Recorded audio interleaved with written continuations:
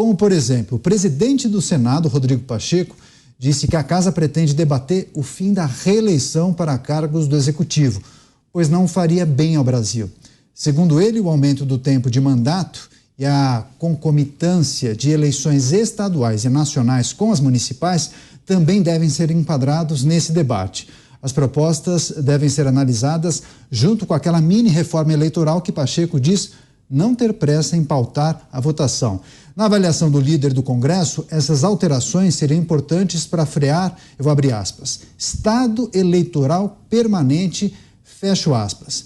Vamos aos Estados Unidos, Cristiano Beraldo com a gente. Beraldo, seja bem-vindo, ótima noite a você. Como avalia essa ideia, essa proposta ainda embrionária do presidente do Senado e Congresso Nacional, Rodrigo Pacheco, de discutir o fim da reeleição? A reeleição, Beraldo, faz mal para o Brasil?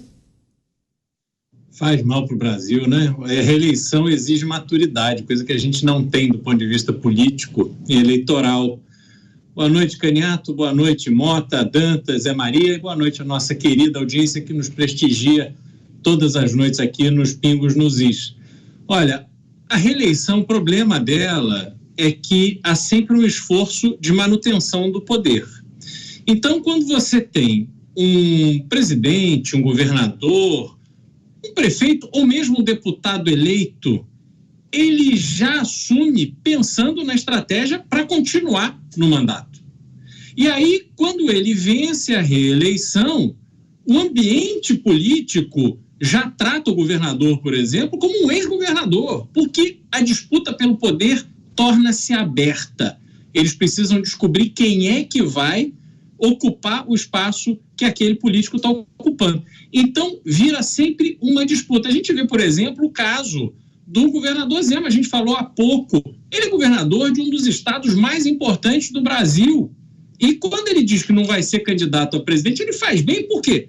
Porque ele tem que focar no estado de Minas Gerais, que tem inúmeros desafios a serem vencidos, e ele precisa ter foco no trabalho a ser realizado ali, até para que ele forme lideranças que possam, a partir de uma boa aprovação da sua segunda gestão, levar votos ali para aquela pessoa que ele achar que deve ser o seu sucessor.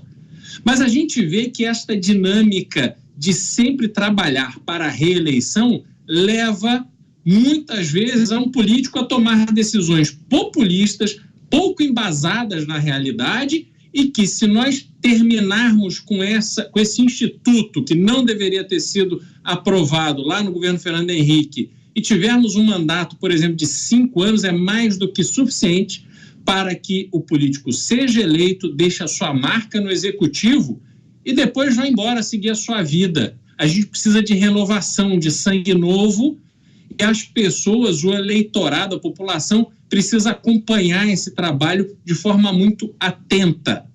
Agora, eu vejo que é um erro você querer colocar em datas iguais as eleições municipais com as estaduais e federais. Por quê?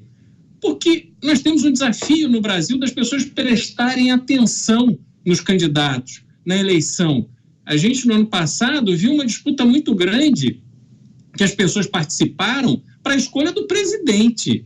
Mas, muitas vezes, o governador, o senador, mesmo o deputado, foi a reboque, sem uma análise adequada, profunda, sem um debate, sem uma atenção. Imagina se a gente acrescentasse, no meio daquela disputa do ano passado, ainda prefeitos, vereadores, a quantidade de candidatos, o fundo eleitoral ia para 20 bilhões, né?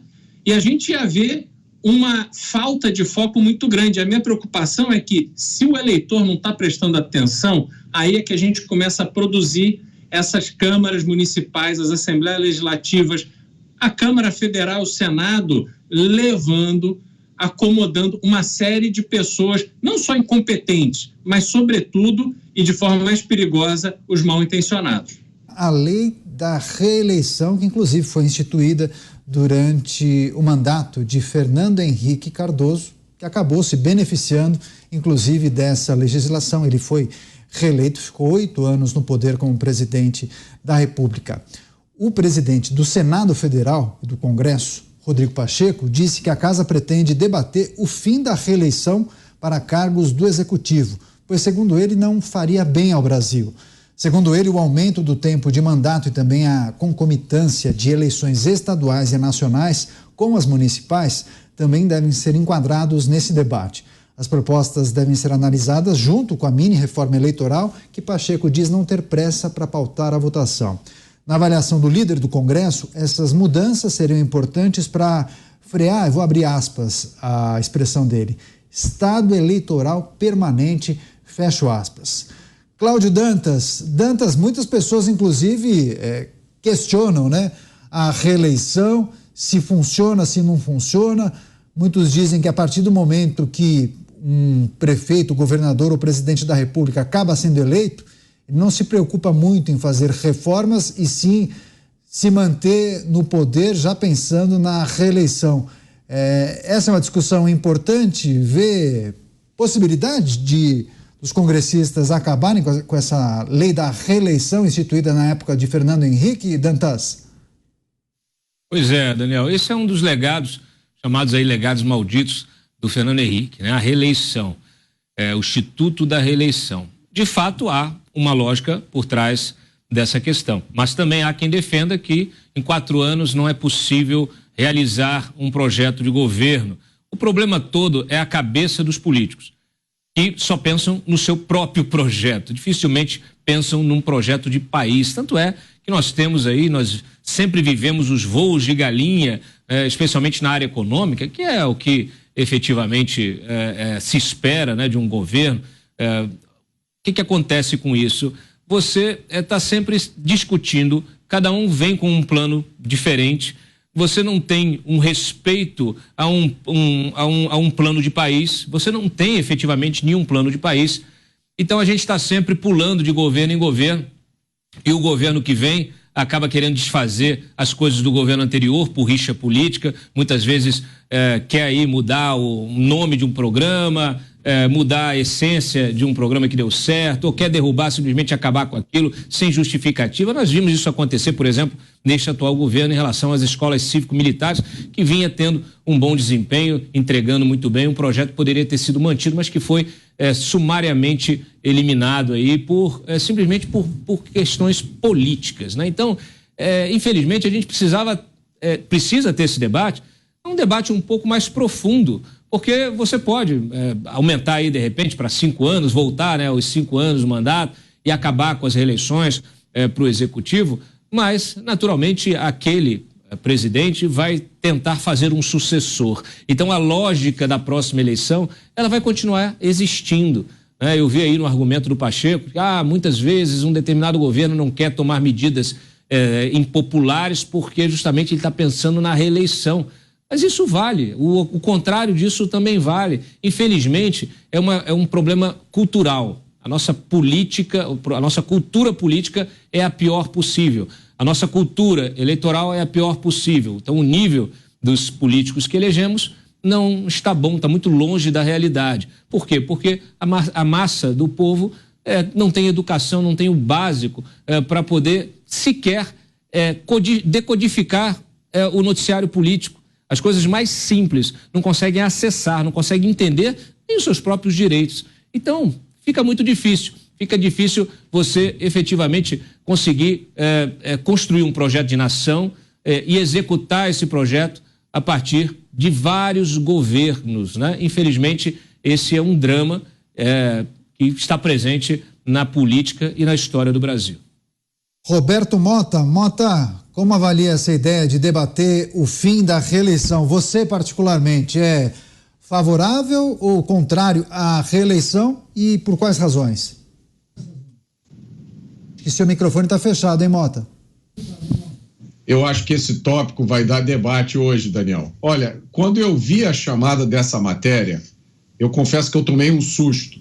Aí eu li a matéria e vi que só se estava discutindo o fim da reeleição para os cargos do Executivo.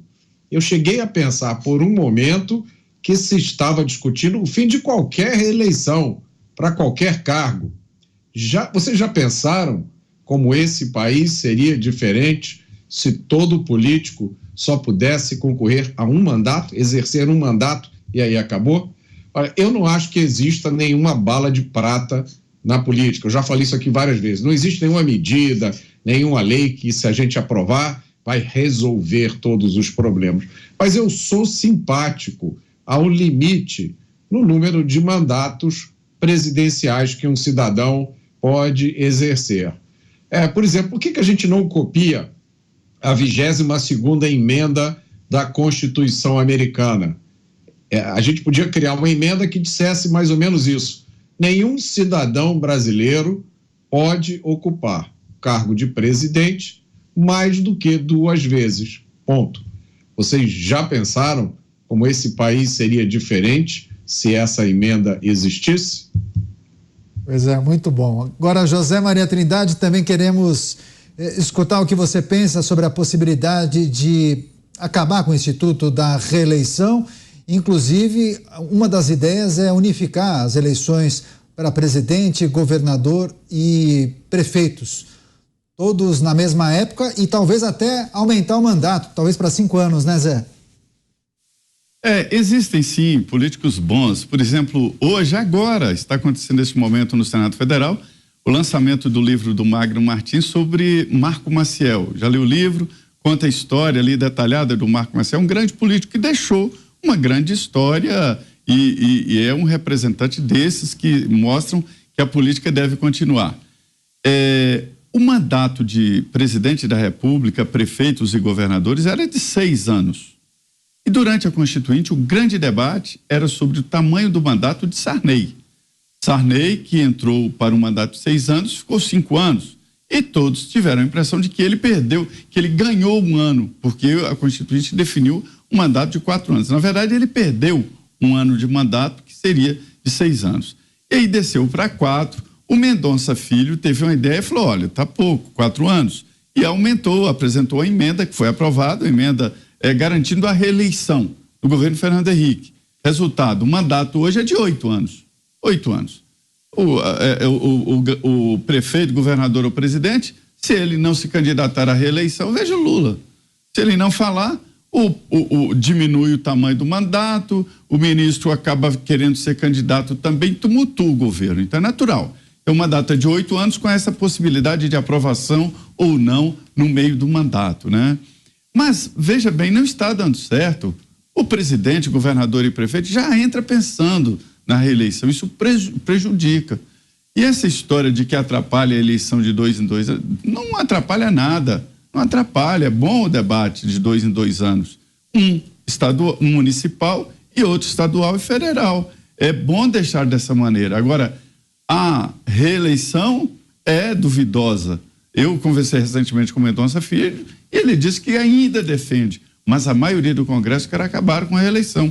É bom ter esse princípio. Mota, eu participei de um debate com parlamentares e eu defendo também que ninguém tenha direito à reeleição, muito menos deputados e senadores. Alguns deputados estão lá, ninguém sabe mais para que está lá no Congresso Nacional. Eu desconfio que é viciado no ar-condicionado do plenário, que é um ar-condicionado gelado, frio demais. Os deputados viciaram e não conseguem ficar livres daquele ar-condicionado. Mas me disseram que não, que é a possibilidade também de, olha, sair de casa na terça-feira e voltar na quinta-feira, um álibi para vir ao Congresso Nacional. O certo é que viciam aqui no Congresso e ninguém sabe por quê. E no meio desse debate contra a reeleição, um deputado me falou, olha, você está errado, porque a gente aprende muito a cada mandato.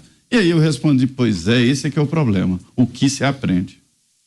Pois é, inclusive eu me lembro que muitas pessoas, né, Zé Maria, se puder só colocar o Zé rapidamente, só queria finalizar esse assunto. Zé, muitos se surpreenderam com o volume de feitos na gestão de Michel Temer. Ele ficou somente 2 anos e meio no poder, só que ele sabia que não teria outra chance, ou ele desde o início falou que não disputaria a reeleição. Então, ele conseguiu fazer bastante coisa em 2 anos e meio, inclusive algumas pequenas reformas, e enfrentou 2 votações de impeachment. Então, num período curto, sem a ideia da reeleição, ou seja, se expôs e tentou realizar bastante coisa, né? 30 segundos, Zé. Daniel, há um efeito de que os presidentes da República que vieram de impeachment, Itamar Franco salvou o Brasil, tirou a inflação, plano real, e Michel Temer que tirou o Brasil do caminho certo para o brejo, eles deram certo. A resposta é de que os dois entraram com apoio forte do Congresso e até da população. Depois de um impeachment, vem a formação de um governo com muito apoio. Então, esse é o segredo dos dois vice-presidentes que se transformaram em presidentes.